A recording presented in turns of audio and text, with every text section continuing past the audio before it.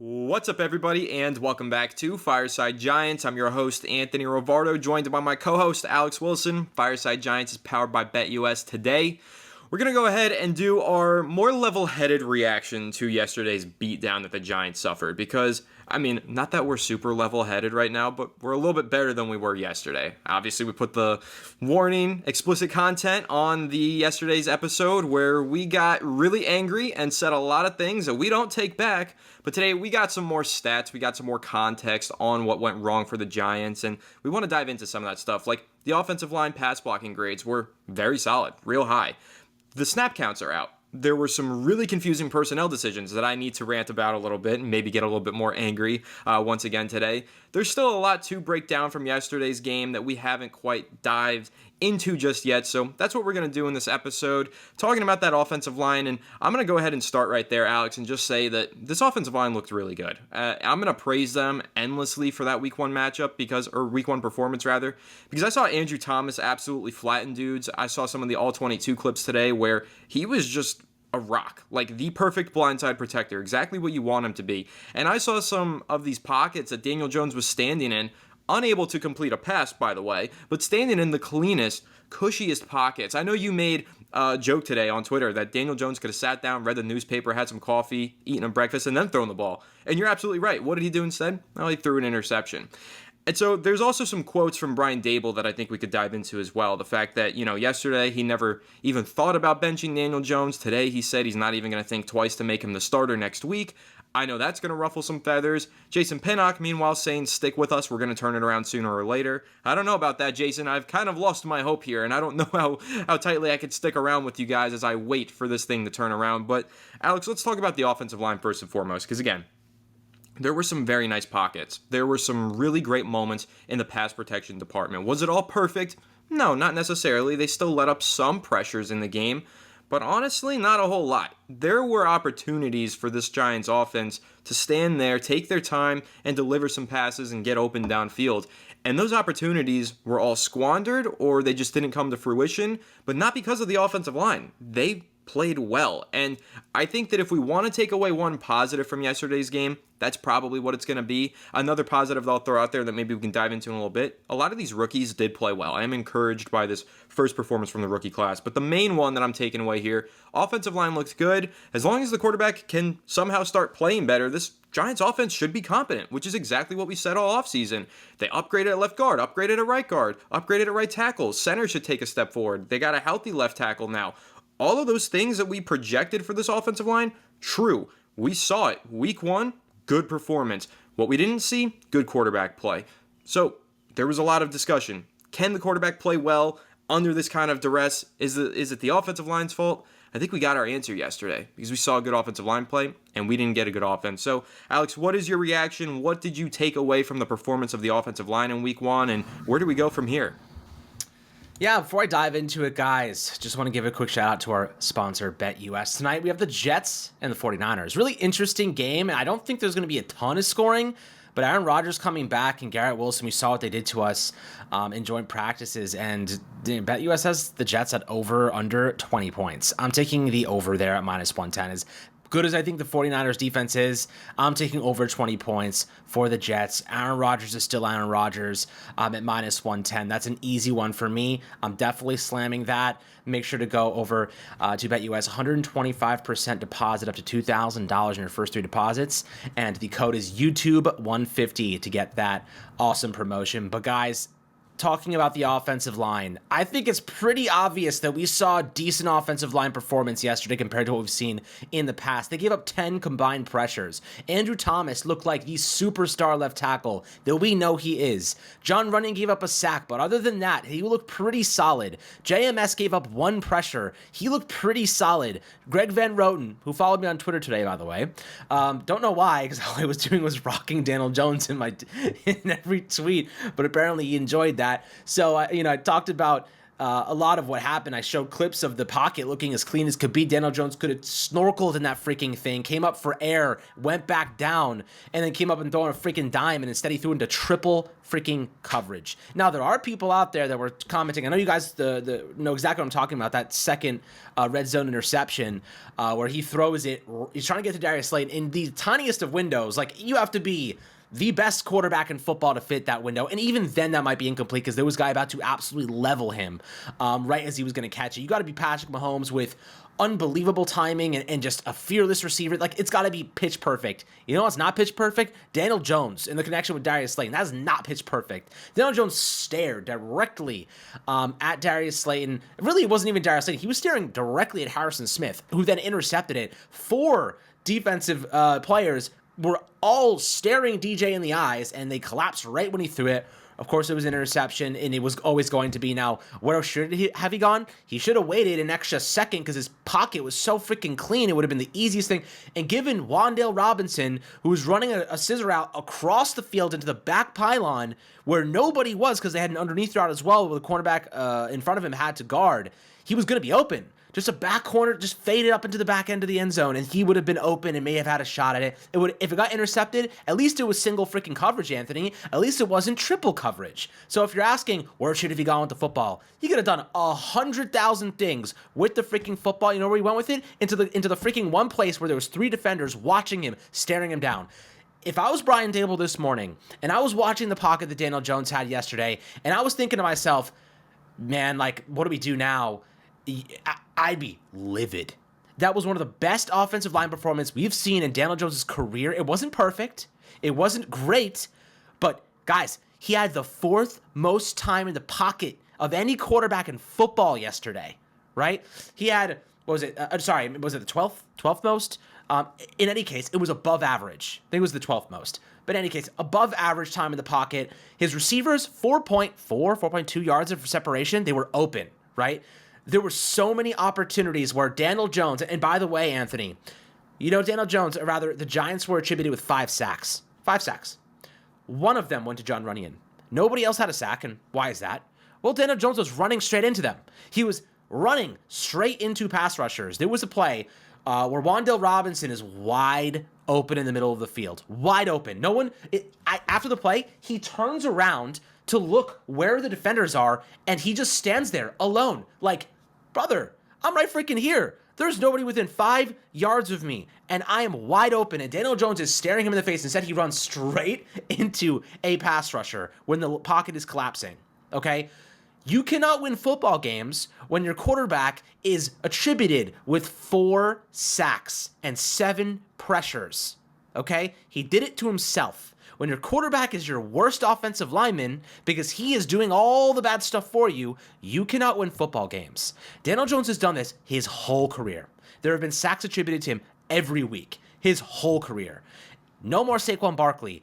This is his chance to throw the football and be a traditional pocket passer where he throws the rock and does some good things.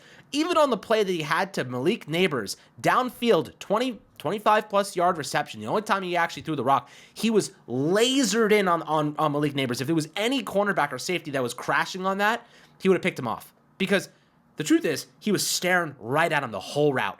Anytime Daniel Jones makes a good throw, a nice one, he's staring his receivers down the whole route, and the DB just doesn't get there in time. If he has to get to a second progression, he immediately can't do it. He just can't do it. His whole vision falls apart. He gets flustered, happy feet, his eyes drop, and he becomes freaking useless, okay? This is not an unusual thing for Daniel Jones. And listen, Anthony, we ripped him to shreds yesterday. I don't really want to sit here and rip him to shreds more, but it's going to happen naturally because he is a primary reason why this offense is stalling. Malik Neighbors is going to waste his rookie season. Look, he might be a minor league quarterback proof because he can do stuff after the catch, but this is a situation, Anthony, where Malik Neighbors is being held back from having a potentially franchise-setting rookie season because of Daniel Jones' inability to make things happen. Yeah, you're right, and everybody's being held back. It's not just Neighbors. You know, the whole offense is being held back. I did a breakdown on Twitter today where there was an RPO, and people gave Brian Dable some flack because they were like, oh, what is this unimaginative play calling? And it's like, no, guys, you're misinterpreting. This was an RPO. This ball was thrown to Neighbors in a bubble screen, and he instantly got hit behind the line of scrimmage. the ball wasn't supposed to go there. It was a run-pass option. It should have went to Singletary. So it's not just Neighbors who's being held back. Singletary on an inside zone would have picked up at least 5 yards there. Singletary barely touched the ball yesterday. And honestly, Alex, I thought Singletary looked pretty decent. He made some moves. He made some decent runs out there. He just didn't touch the ball enough. For some reason that's beyond me and my comprehension skills, Daniel Jones threw the ball 42 times yesterday.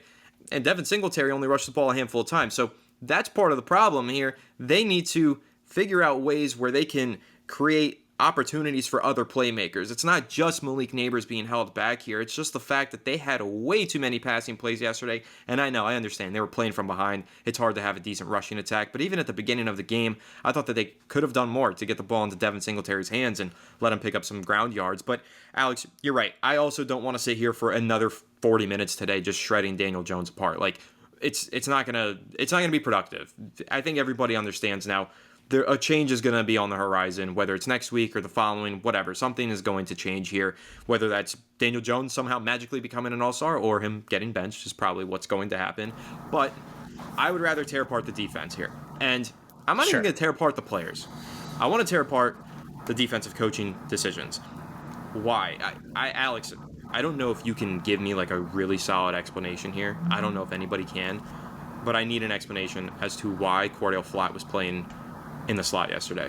We spent the entire summer discussing how Cordell Flott was moving to the boundary, how he did not practice at all in the slots for the entirety of the summer. He was playing outside cornerback the whole time, right? Remember we were talking about, Brian Dable has all this confidence in him as a CB2 playing on the boundary. That's where he's getting all of his reps in practice. And who's been fantastic in the slot all summer long? Andrew Phillips. If you guys remember, Andrew Phillips yesterday had 4 tackles, a tackle for loss, and a forced fumble. How many snaps did that kid play that he had that stat line? 16 snaps. How many did Cordell Flott play? Like 37, with the majority of them coming in the slot? What are we doing? Who made that decision? I know Nick McLeod got a little bit banged up in the second half of the game, and that's when Andrew Phillips finally started to get his playing time, and they moved Cordell Flott to the boundary. But for the entire first half of the game and into the third quarter, why was Cordell Flott playing in the slot? Whose decision was that? He has not played in practice there for months. Meanwhile, Andrew Phillips has been making a name for himself in that position. What are we doing? Who makes that decision? Is that on Dable? Is that on Bowen? Is that a combination? And on top of all of this, Alex, who's been playing in the slot alongside Andrew Phillips? Isaiah Simmons, who, mind you, earned an extension because he was a great linebacker for this team last year. They move him into the slot, I don't bat an eye. I'm like, okay, whatever, he's a pretty good cover man. Then he plays 0 defensive snaps in week 1? What are we doing? Who makes these decisions? Alex, if you have any kind of explanation for me, help me. Help me, because I do not understand what's going on here. Help you, help the Giants, help, I'm going to have to turn to God soon if this gets out of hand. I really just don't know. I don't know. The only thing I can think of is that Andrew Phillips was on a snap count because he was coming off an injury. That's the only thing that I can think of. And you want to know what Andrew Phillips did in what did he play, 12 snaps? Something like that, 12 snaps? 16 right? snaps. 16 snaps. 16 snaps. He had tackle for a loss and a forced fumble in 16 snaps. Why the hell is Cordell Flott playing if Andrew Phillips is healthy enough to make an impact, right? There's no reason for Cordell Flott to be playing a position that, 1, he has not earned, 2, he is not good at because he can't stop the run. He's too freaking flimsy. And 3, he's just coming back from injury himself. So unless Andrew Phillips was on a snap count due to injury, I do not know why Cordell Flott was on the football field. Not to mention, Isaiah Simmons did not play a single snap in this game. The Giants went 12 straight passing attempts without causing an incompletion. Sam Darnold had Okay. We may need to put another explicit warning on this podcast. Come on. Because how the fuck is Sam Darnold going 12 straight completions on the Giants? 12 straight completions. Sam Darnold. I watched Sam Darnold with the freaking Jets stink it up. I watched Sam Darnold last year when he got called into the 49ers stink it up. And he goes on to the Vikings this year. J.J. McCarthy gets hurt, and he gets a game fucking ball against the Giants in week 1 when across the league offenses were struggling to pass the football, and Sam Darnold is out here carving us up like Thanksgiving turkey. It's not freaking possible. Not possible. Shane Bowen, do better. Do better. Why is Andrew Phillips not playing? We have a reason? Are any of the beat reporters going to ask? I don't know. I'd ask. I don't know if they did. Honestly, I don't know if they did. But they should if they haven't, because I would love to hear why Cordell Flott's in there playing snaps. Deontay Banks gave up 56 yards. He had an okay day. I mean, he gave up the touchdown in man coverage against Justin Jefferson. It is what it is. I blame Shane Bowen for that one, honestly. Yeah, because you got to double him in the red zone. You got to have support there. Deontay Banks didn't have the worst game in the world. Nick McLeod got knocked out. He was off the field by the second series. Okay. We're gonna go back. We're gonna rewind a couple weeks here, guys. When we were begging the Giants to make a move in free agency, begging them to go get Adoree Jackson. This was 2 weeks before they signed him. Anthony and I begging the Giants to go sign him so he could get integrated in this new scheme for at least a couple extra weeks. The Giants went out and got Adoree Jackson. Not even a week, 5 days before the start of the regular season. And then he started 90% of the game because Nick McLeod got cooked on the first drive of the game. So they took him out and they put Adoree Jackson in there 5 days after he was signed off the freaking free agency wire. Okay? That is the sign of an incompetent team.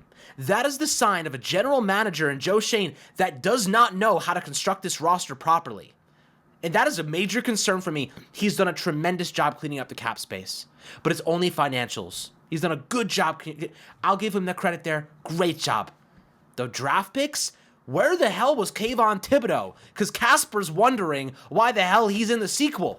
I don't understand where the hell Kayvon Thibodeau was yesterday. How is he getting benched for a face mask and Daniel Jones out here throwing pick sixes in the red zone in preseason and regular season games? The dude has more touchdowns to the other team than he has in signing his new contract. Guys, why the hell is Kayvon Thibodeau benched after a face mask call, but Daniel Jones is still the quarterback of this fucking football team? Okay, it doesn't make sense to me. I don't understand it. Why is this pass rush? Why is it that Brian Burns and Kayvon Thibodeau combined for one quarterback hit, 2 pressures yesterday, $150 million to Brian Burns, and we got 1 pressure out of him? What is this team? What is happening to the team that we loved? Where is the pride? It's the 100th season. John Mara, I need a Mara cam, man. The only thing that's going to make me happy is seeing Mara react worse than I am. Because I want to see some chairs thrown. I want to see some shit thrown, man. Because this is absolutely inexcusable, Anthony. Pass rush disappeared. Dexter Lawrence, you deserve everything that you've got. 6 pressures. He doubled the amount of pass rush win rate compared to anybody else in this league. He was unbelievable. But the second he went off the field, the Giants could not substitute, and the Vikings hammered the ball right down our throats every single time. Aaron Jones tore us. You hear the freaking post-game speech? We were trying to get you to 100 yards. They were having fun with us. They were trying to stat pad Aaron Jones to get to 6,000 rushing yards. Guys, we're a freaking joke. Teams are stat padding us in week 1. And let me add on that. In that little post-game, they give the game ball, whatever, Kevin O'Connell is hyping up his teammates in the locker room in their victory speech. Did you hear some of the other things he said? We were more prepared. That was the big one that stood out to me. He said we played better, we played harder, we played with better conditioning. He pointed out that the Vikings had better conditioning and more preparation than the Giants. What does that tell you, Alex? Where was the mistake there? How about the fact that the Giants starters played only 1 half in the preseason? I feel like I've been the loudest voice on this, so I'm going to keep repeating this. The fact that the Giants played 1 half in the preseason pissed me off when it happened, and I'm even more pissed off about it. Because what did I say, Alex? We're going to step into week 1. We're going to look like we're completely unprepared again, and we're going to have this excuse of there being a bunch of rust on the New York Giants. Well, how do you get rid of that rust? How do you have more preparation in week 1? How do you have better conditioning in week 1? You play in the preseason. Your starters go out there and they try to compete in the preseason. You don't worry about bubble wrapping your players. Oh no, Malik Neighbors might get injured or banged up in the preseason. No. That's not how you operate. Oh, I'm so afraid. I don't want Daniel Jones coming off of the ACL to get hurt in the preseason. Then why is he playing in the regular season if you're so afraid of him getting hurt? The guy's got to play. They have to get conditioned and they have to get prepared for the regular season. They didn't play at all in the preseason. They looked like crap in week 1. Same story, different year. It happened in week 1 of 2023. Now it's happened in week 1 of 2024. So what do I have to do, Alex? Do I have to wait until week 3 before this team can start to look competent? Hey, I don't know if you guys have seen the schedule, but by week 3, you're pretty much screwed. If you have to wait till week 3 to start winning games in the NFL, first of all, the statistics on teams that start 0-2, it's like impossible to make the playoffs. Not impossible, but very improbable at the least. And also, this schedule, our most winnable games might be weeks 1, 2, and then whenever we play Carolina and Germany. Other than that, everything is an uphill battle. We're going to be an underdog in every single game. So the fact that the Giants didn't want to get off to a hot start this season, didn't want to play in the preseason to get their start real strong in week 1, it just doesn't make sense to me. And that's why, Alex, people might say, okay, but you can't blame everything on Daniel Jones, and you are right, guys. I am not blaming everything on Daniel Jones. I'm blaming a lot on Daniel Jones. I'm also blaming a lot on Brian Dable. I'm blaming a lot on Shane Bowen for some of these personnel decisions that didn't make sense to us. But the lack of preparation from this team, the lack of conditioning from this team, and these weird personnel mistakes, you can't just blame the assistant coaches. The head coach is responsible for that too. Like the fact that Cordell Flott was playing on the outside, or playing in the nickel rather, you can't just blame Shane Bowen. The head coach has to say, hey, where's Andrew Phillips? Put Andrew Phillips in the game. It's my decision. Put him in. I'll even make this worse for you, Alex. Andrew Phillips in that game yesterday, he had 3 defensive stops. 3 defensive stops according to PFF. That's like basically third down. He makes the tackle. He stops them from gaining the yards. He makes the offense fail. The guy played out of his mind in the 16 snaps that he got. You didn't want him out there for 30 snaps? Man, put him out there for 30 snaps. He's a good football player, and the Giants do have some good football players. They're just being misused. Another player, Alex, who got terribly misused yesterday. How about this one kid? He's 22 years old. He's been the starting wide receiver 2 for the entire summer, and he plays 6 snaps in the first half yesterday. Jalen Hyatt, what are we doing? Someone explain it to me, because it's not adding up. Why is he getting all of these valuable reps at wide receiver 2 throughout the summer if he's going to be wide receiver 4 throughout the regular season? Did you hear that today, Alex? That's what Brian Dable said. He said WR4. He actually labeled him as WR4. What's happening? I mean, if I'm Darius Slayton right now, not only is he getting screwed because Daniel Jones is nuking his value, but you're trapped on this team. If I'm Darius Slayton, I'm going to Joe Shane saying, I'm demanding you trade me. I know he'll never do that. He's too good of a teammate. He's backed Daniel Jones to the end of the earth. But I'll tell you what. You want to know what he didn't do yesterday? You know what he hasn't done today? Hasn't backed Daniel Jones. He's always the first one on social media to defend him. Didn't do it today. Everyone's ripping him to shreds, and Darius Slayton is as quiet as a mouse. He knows. You know what I mean? He knows. And the truth of the matter is, he's going to quietly request a trade. And he's going to get moved to a team like, I could see him going to the Rams, a team that could use an outside presence with some really good speed. You want to know where Darius Slayton's going to be a really good receiver? The Rams, where Sean McVay's going to get him the ball in space and he can use his long strides. Or maybe the Bills, who could use some more support. Darius Slayton's getting traded this year, guys. In fact, a couple guys might get traded this year. Is he? How can he? If they don't trust Jalen Hyatt to take those snaps, how can they trade Darius Slayton? Like, what are you going to do? I think he's gone anyway. I think he's gone anyway. Like, he's going to go to free agency. They're not going to re-sign him. And mainly because I don't think he's going to re-sign here anyway. Like, they've disrespected him. He's already said it. Like, he's already feels disrespected. He doesn't want to sign here. Joe Shane's pissed him off enough. He said, I deserve this extension. And Joe Shane's basically been like, I don't think you do. We're going to give you a little trade. I love Darius Slayton. I think that he is one of the hardest working players on this team. He's a really good person, great teammate, super underrated player. He deserves that extension. I've said that many times. He should request a trade. He should do what's best for him. Stop doing what's best for Daniel Jones and the Giants offense. Go do what's best for you, his value, man. Yeah, go get some money. He's hurting his bag. Straight up, he's killing his bag. Mm-hmm. Darius Slayton's pockets are pained right now. They're in freaking agony. I mean, look at guys like Gabe Davis. Gabe Davis got $14 million on a 1-year contract. Yeah, Darius Slayton's That's more than Darius Slayton got. Yeah, he's better. He's better than him. He's more consistent. He's like the locker room leader. Darius Slayton is he's the perfect player for a locker room. He deserves that money. I think you're right, but again, it does bring up the question: how can the Giants justify trading him? when they don't trust Jalen Hyatt to play more than 6 snaps and a half, and they don't want to put him on the field. Why don't they want to put him on the field? Do you think it's because he's not good? I mean, listen, I have my criticisms of him. I don't think he runs necessarily NFL level routes just yet, but how is he ever going to if he's not playing? Dude, who cares? Darius Slayton's not getting the ball anyway. True. He can run all the NFL routes he wants. He's still not getting the ball. So who the hell cares? He had 26 yards yesterday. As if Jalen Hyatt running the same routes at a lesser level is going to make a difference on this offense, right? Listen, Jalen Hyatt left the stadium yesterday with his eye black still under his eyes. Didn't even care to take it off. Guy was pissed. Dude was upset. Didn't even get me the ball. Didn't give me a chance. The Giants have become the masterclass organization at destroying the confidence of young players and stalling youth development. Evan Neal, they destroyed that young man. Destroyed him. Confidence? Destroyed him. Bobby Johnson did a number on that person. I feel bad for Evan Neal, right? I'm terrified they're going to do the same thing to Malik Neighbors. Daniel Bellinger looked like a really promising young tight end. He looks like he doesn't even belong on a football team right now, right? I don't trust this team to develop a single piece. Cordell Flott doesn't look like he's not starting on an average team. He's a bench piece, guys, a bench piece. The Giants are destroying. JMS last year was put through the blender. They have destroyed every young piece that they've gotten. And the only reason Andrew Thomas has survived this is because he went out and got the work done himself. He went and got a trainer. He did all the work. He learned all the fundamentals on his own. That's the only reason Andrew Thomas is great, right? I mean, the Giants are just destroying every young piece they get. Malik Neighbors is more talent. I think he has too much talent to fail, Malik Neighbors, but God help me, I don't trust them to develop that young man.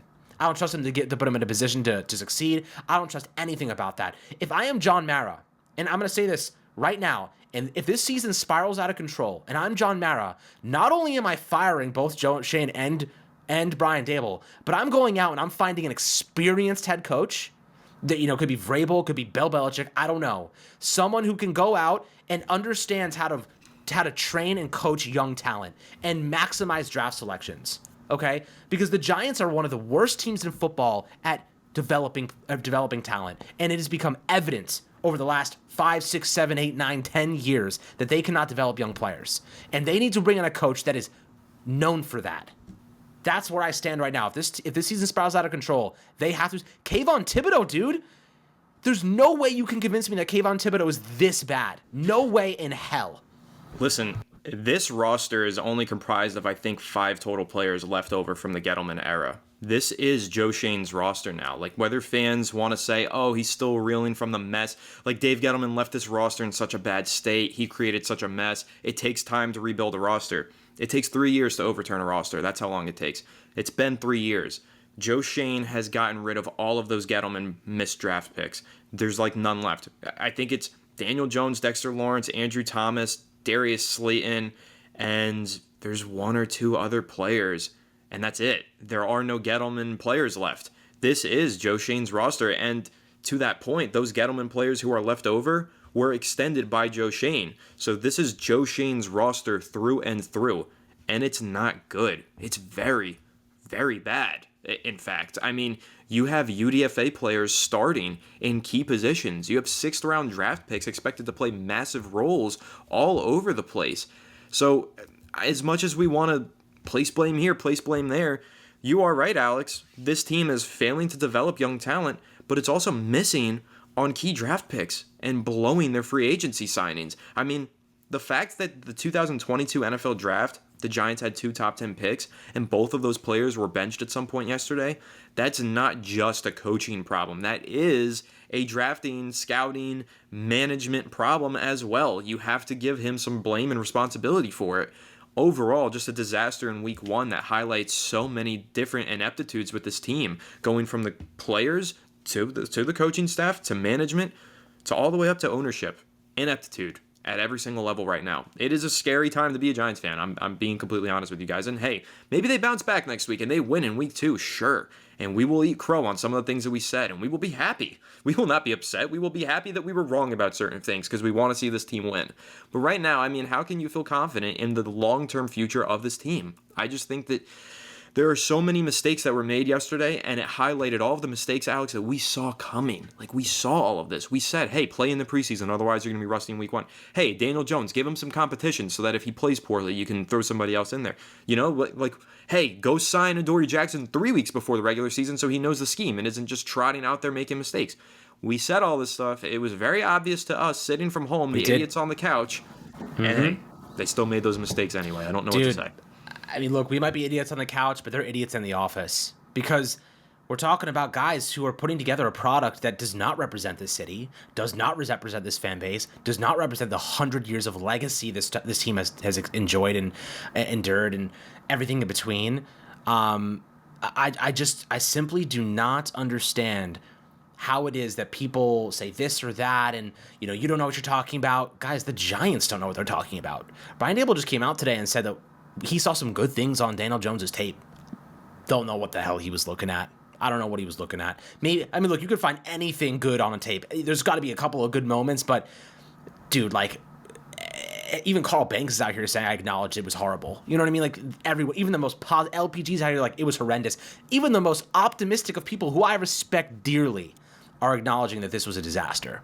You cannot do this in week 1 against a good but not great Vikings team. I think that a good team's going to put them in their place, personally. Yeah, and listen, that's kind of, I guess, the last point that I'll make here, because I think we've exhausted them, and, we'll find a better, maybe more positive topic tomorrow. But to the Brian Daboll point you just made, I've been saying this for quite some time now, and I think fans are really starting to feel the same way as I do. I am so sick and tired of the same company lines, bro. Like, I am really getting pissed off about it. Honest, man. Straight up. I agree with you. A little bit of honesty. Give us something. It's not working. The bullshit. Listen, it's not working. We get the same bullshit from Daniel Jones every week. I got to look at the film. There's some things I need to clean up. I still feel confident. I still feel confident. And there were some things that we executed well. He says the same 4 stupid fucking things every week, dude. And we get the same shit from Brian Daboll as well, where I got to look at the film. There were some good things. We got to execute better. It's the 3 things every single time. Can you just tell me, like, hey, I wasn't super happy with the way he performed here, and, like, give me a specific example, like something. Did you ever think about benching Daniel Jones? No. And then he says nothing else. He just says the word no.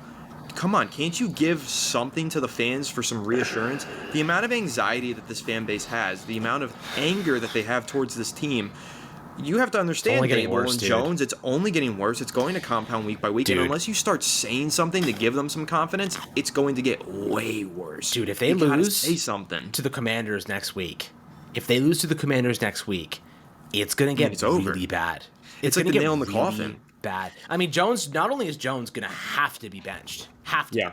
Mm-hmm. But Daboll at that point is, if he's not on the hot seat now, is going to be sitting on a scorching hot pile of lava.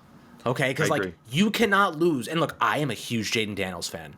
Love the guy. I hate that he's on the Commanders.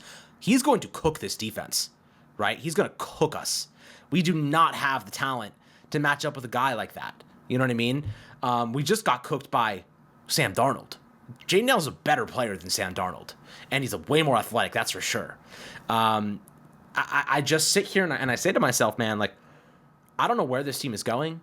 I don't know how much they're going to turn things around. And look, if they beat the Commanders, great. But we've seen this story before, right? Where they beat the Commanders, all is good in the world, but this is not the same Commanders that we're used to, my friends. This is a team with Jaden Daniels and Austin Eckler and, more talent. More talent, notably just a freaking quarterback. They have a quarterback now. Like, that's a big difference. Like, we're not going to see this. The Browns, Deshaun Watson, not very good, and he's going through some other not very good stuff at the moment again. So we'll see what happens there. But the Cowboys, man, after the Browns, and then the Seahawks, the Bengals, Jamar Chase and T. Higgins and Joe Burrow, I know they struggled this past week, but they'll get it going. They got the talent for it. The Eagles, the Steelers, Commanders, the Panthers. It's tough to sit here and act like an optimistic fan because I am not. No way. But it starts with growth and development, man. Our young players, the players that we drafted to be quality, are not getting better. 99% of them. I think the offensive line is going to get better. That's the only unit I am optimistic about right now, aside from just Dexter Lawrence individually. Maybe the linebackers. I liked what I saw from Masao, I think is Masao, and Okereke. I was fine with what they did. But the edge presence was bad. When Dexter Lawrence was off the field, it was bad. I liked what I saw from Drew Phillips, and even Tyler Newman had a couple of positive moments. But the offensive line, Carmen Brasillo, I think is going to be good. I think they will compound good days. But Daniel Jones standing in a pocket where he's clean as can be, man, just jumped out the shower, and not be able to hit the passes, inexcusable, man. Can't do it. You need to find a quarterback who is going to hit the throws. Even if Drew Lock is slinging the freaking thing and taking shots and taking chances, I'm happier with that than Daniel Jones running into sacks, running into mistakes, bouncing the ball off the ground, missing receivers behind him. I can't watch it, man. I can't do it. I can't watch that nonsense. It's going to drive me crazy. I'm going to go freaking become Buddhist and live in an ashram if it happens. Dude, Alex, I am going to drive you crazy here. You have to see this video of Kayvon Thibodeau. I know that we're wrapping up this episode, but holy crap. He just cut off the reporter and said, does anybody got any other questions when they asked him what happened and why he wasn't productive yesterday? Oh my God, this is going to be the next thing. Dude, I mean, we're talking. So that response indicates that he probably got benched. Right? He probably got benched. Getting benched in week 1 is a really bad look. Did Shane Bowen do it? Did Brian Dable do it? I don't know. But getting benched in week 1, yeah, it was for a mistake. I mean, it was just a mistake. It happens. To the credit, to give the credit, it was Jordan Rannon was asking the question of ESPN, and he said, "Hey, this was supposed to be the unit that this team was built on. It was the pass rush, blah blah blah." And he starts talking, and Kayvon Thibodeau just goes, Anybody got any other questions? He just completely cuts him off, doesn't let him ask the question. This feels like the spontaneous combustion of the Joe Judge era and the Pat Shurmur era. This feels like the team is about to combust, right? Like you hear what like Dexter Lawrence was saying, or, guys after the game, they're like, we're still confident, we're still okay. Jason Pinnock saying like, we're good, we're gonna gather the troops, we still believe in Daniel Jones. This is week 1, guys. Week 1, and we're already talking about this. Week freaking 1? What happens when it's week 10 and this team is 2-8? Oh my God. And this team is struggling to get to the end of the season. And Dexter Lawrence for the 5th year now is like, oh my God, this team is back where we started. Kayvon Thibodeau, 2nd year. This is same things happening. What is going to happen when these guys don't have the leadership to survive this? We don't have an Antonio Pierce sitting in the wings waiting to gather the troops and keep this team together. We don't have a guy like that that's sitting to take over and inherit this team and bring us to the promise. We don't have like Justin Tucker, OC in the Strahan in the locker room waiting to take this head coaching job. This team is going to implode if they don't win games, right? Like maybe worse than we've ever seen. So I'm really concerned about this compounding defeats. If we lose to the Commanders, it's going to get bad really fast. And I think that if it gets bad that fast, John Mara is going to make some changes really quickly. If things he's going to start reacting instead of waiting. I'm not saying it's going to happen, but I'm saying like things get bad in Giants land quickly these days. Dude, could you imagine if Dable gets fired and Kafka steps in as the interim head coach and wins some games? How funny would that be? How funny would that be? Nobody respects Kafka either, though. No. I mean, well, I don't know. Maybe he got a lot of deep head coaching runs in interviews, so that doesn't make him the players respect him, though. Sure, but I think that around the NFL he has a lot of respect, and so he'd probably end up as assistant head coach. I would assume he takes over as the interim. Anyway, I don't want to talk about that right now. Come on, we're getting far ahead of ourselves. Yeah, we're getting to the. I'm gonna send you. It's a real. I'm gonna send you that Thibodeau clip though after this, and oh man, you're not gonna be happy. It just concerns me, man. It's week 1 and we're hearing these things. That's really bad. Usually it's at least week 5 when we get to this point, right? It's true that people say there's a certain mental fortitude that you have to play in New York. I question it sometimes with these young players. It has never been more in question. They have no leadership right now for Kayvon Thibodeau. This is bad. They have no leadership, dude. No leadership. Daniel Jones is not a leader for this team, and he has to. This is the take, and it should always be the take. To be a New York Giant, to have a successful New York Giant team, your quarterback has to be the leader. Eli Manning led that team to Super Bowls. Eli Manning led that team to the playoffs. Yes, he struggled a lot, but he woke up every day and he did his best, and he put his best, and he always stayed healthy, right? He was always available. He put it all on the line for the Giants, man. He took hits. He got rocked. He had grass sticking out of his freaking mask. Daniel Jones gets hit and he's done for the year. You know what I mean? Like it's just this, it's different apples to oranges, man. You have to be a leader by either example and Iron Man, ironclad fortitude at quarterback for the Giants to be good. Daniel Jones is not a leader of this team. He does not inspire me. He does not inspire other players. He does not inspire the coaching staff. He does not inspire the fan base. And that is the main problem with this team. If the Giants had a quarterback worth a damn, they would rally around him. But the Giants are not rallying around him anymore. They're avoiding. Darius Slayton's avoiding social media for it. Come considering the fact that you've been ripping into Daniel Jones for 24 hours and Greg Van Roten followed you, I think that tells you a lot. I mean, considering the fact that you posted yesterday, listen, man, Daniel Jones is really bad, but don't treat him poorly. And then Jermaine Illuminor quoted that tweet. Yeah. Look, acknowledging that he's bad. I mean, I don't support what those guys did waiting after the game for Daniel Jones to go out of the locker room. I think that's low class. That's not my style. Not Agreed. My style. I don't think it's our style. He hears it enough, man. 80,000 people booing him in person in the stadium. He gets the freaking message. The media, he hears all the noise. Booing into his face, though, and I get he makes $40 million, but guys, like, he's a human being. He's gonna, like, harassment like that gets to you. Like, I'm worried for his mental state when it comes to stuff like that. I don't support that type of crap, but I will criticize his performance. I'm not talking about him as a guy. I think he's a fine guy. He's a hard worker. I have no problem with him as a man. No problem with him as a man. We said I have it a problem yesterday. with him as a quarterback. I have a problem with him as a quarterback. He's a shit quarterback, but he's a fine guy. Right. Okay. We said it yesterday. I'd say to his face, man, you are a great dude. I freaking love you as a guy, but you are a bad quarterback in the NFL. That's good just man, the truth. bad quarterback. That's what we said yesterday. Yep. That's the epitome of it. Good man, bad quarterback. That's just how it is. And look, and that's the truth, man. I can't lie. That's not. I mean, that's just the truth. And that's the honest. That's the wholesome take that we have. But guys, you know, this team has a long, long way to go. It's going to start with a new quarterback, but it doesn't end there. That's just the beginning of the actual rebuild that we're going to go through. And by the way, Anthony, I don't think these young players have a lack of talent. Kayvon Thibodeau is capable of being a really good player, right? Some of these guys, Jalen Hyatt is capable of being a good player. JMS is capable of being a good player. Deontay Banks is capable of being a great player. But these guys are not, like, lacking talent by any means. They're lacking good coaching. They're lacking good discipline. They're lacking good development. That's what they're lacking. Nothing else. You know what I mean? And that's unfortunately the truth. The turnover in coaches, it stalls their growth. It stalls their development. I mean, they're going to get better as the season goes on, but they don't have time to get better, Anthony. The Giants need to be winning games now, right, to save Joe Shane and Brian Daboll's jobs. They cannot be going through this is basically another rebuild on defense. They have multiple new starters, a new defensive coordinator, right? It's all different now. Again, on offense, they have a new play caller, new offensive lineman. How many times do we have to hit the reset button every offseason to gain some momentum? We're restarting from, like, square one every year. So it's like you can never expect to get better. You look at great teams, their core pieces are always the same, right? Core pieces are always the same. And they have enough discipline to survive changes.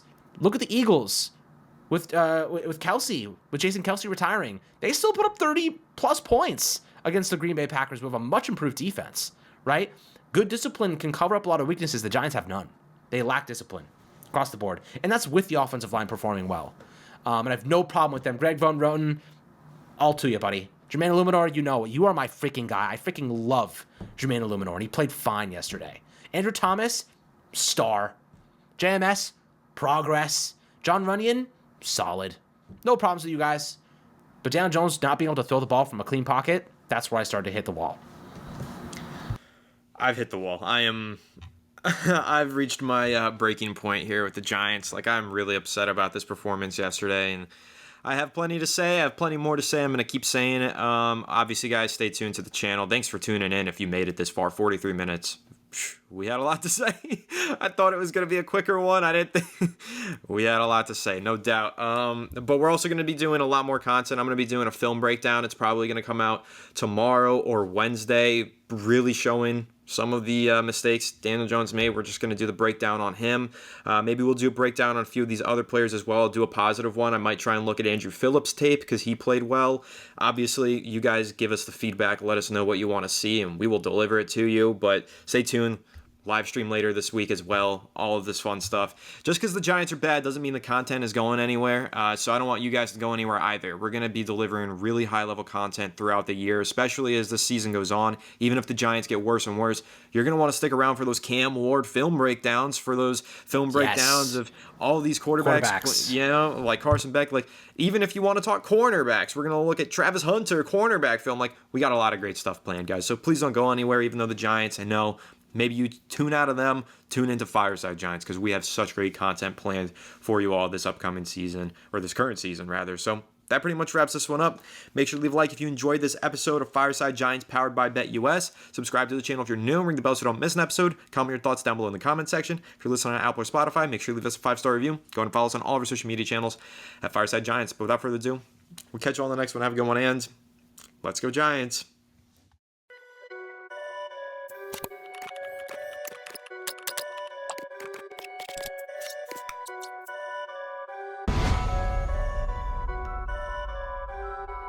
Perfect.